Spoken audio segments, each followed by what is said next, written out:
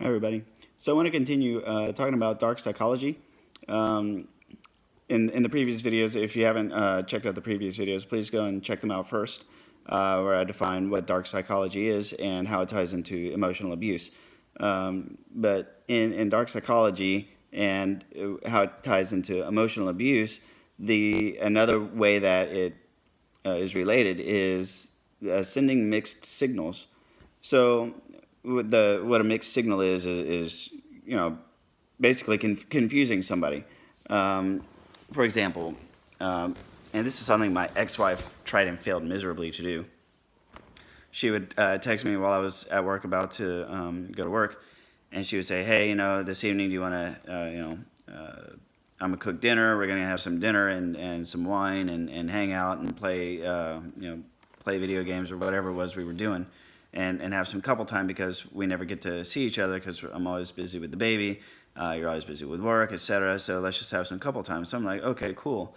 And then I would be driving on my way home, and literally halfway down, she'd be like, "You know what? Lindsay down the street just texted and asked if I wanted to go out and go have a couple of drinks for happy hour. So I'm gonna go do that first, and then whenever I come back, we'll hang out." And then she would go and she would just stay out all night, right? Um, that's a failed example of mixed signals. That's just being a bitch. But when you send a mixed signal, it's something along those lines, right? Where you say you get somebody's hopes up, and then you change it. So you get them to like you.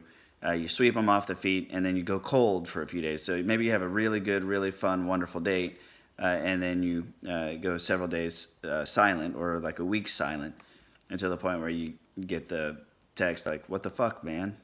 Sorry, I'm busy. And we know from my neuroscience playlist, if you haven't watched that, you definitely need to check it out because you're going to get so much more out of this series if you watch the neuroscience of abuse.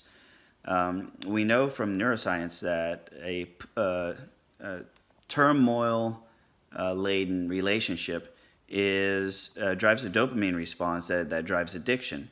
So think like Romeo and Juliet. It was the relationship that was impossible to have. It was very tumultuous, and that just drove them closer together.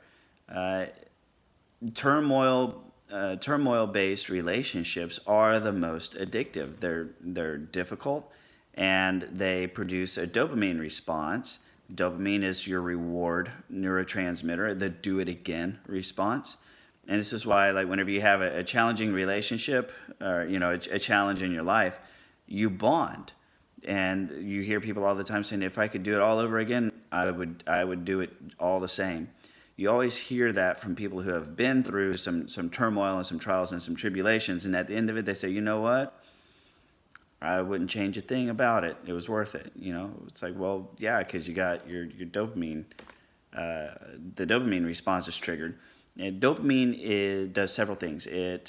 Um, it signals reward. So, like, "Hey, good boy," then you get this little reward in your brain. But it does more than that. It also writes a survival. It writes to your survival mechanisms. So once you've done something good and you got your little reward, it also gets filed in your brain as being necessary for survival, and a part of survival. So the more you do it, the more rewards you get, the more it gets tied into survival. And so therein comes the primal need to do it again. This is how people get addicted to things like gambling, because that triggering that reward over and over and over and over again gets also written in as survival mechanism, and then there becomes a survival drive, this need to do it again, and that's where a tumultuous relationship becomes an addiction. Because of the turmoil, it strengthens the reward in your brain. It strengthens the continuation, and before you know it, you're subconsciously making decisions that all circle back around to your abuser. So you leave your abuser, you're like, "I'm never going to see you again. I'm done. I'm done. No, seriously, I'm done this last time. And hey, I'm back."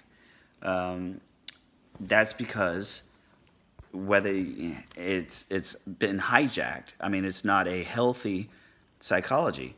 Um, so yeah. So by sending mixed signals, you're hot, you're cold, you're hot, you're cold. You're introducing turmoil into the relationship. By adding turmoil, you're increasing the dopamine response, because you bring somebody down, and then you build them up, and that releases dopamine, and then you bring them down, and then you build them up, and that releases dopamine. So it's the building up, the over and over and the over, and when done correctly, they don't mind the coming down, because you get to this point where you expect the coming down, and then you're looking forward to that rise again, right? You're always looking back to how things were, and this is something that I hear all the time with abuse victims, is they always manage to pull me back in.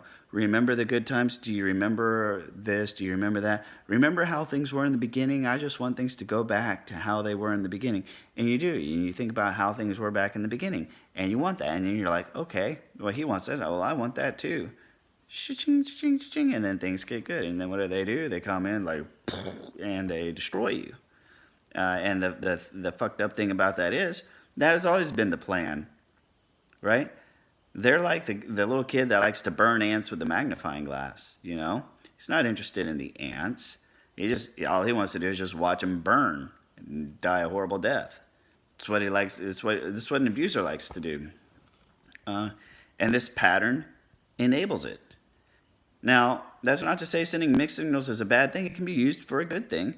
It should be used in a healthy manner in a relationship, because it does keep things interesting. You want to have a certain level of unpredictability, because as I said before, it's a relationship builder. It's an attraction builder. It's a very strong attraction builder.